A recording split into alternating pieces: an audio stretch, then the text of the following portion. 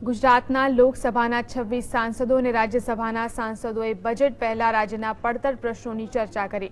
સાંસદોએ સર્કિટ હાઉસમાં અમદાવાદ વડોદરા રેલવે ડિવિઝનની સુખ સુવિધા માટે મુસાફરોને પડતી મુશ્કેલીઓ અંગે રેલવેના ઉચ્ચ અધિકારીઓ સાથે ચર્ચા કરી હતી।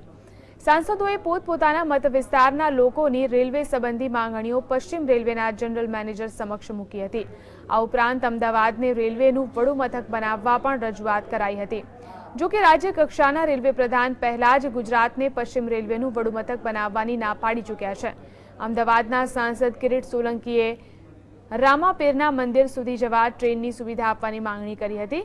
જો કે રેલવે પ્રધાન સુરેશ પ્રભુ ગુજરાતના સાંસદોને રેલવે મંત્રાલય કેટલું મહત્વ આપે છે તે જોવું રહ્યું। અમદાવાદને લાગે વળગે છે ત્યાં સુધી અમદાવાદમાં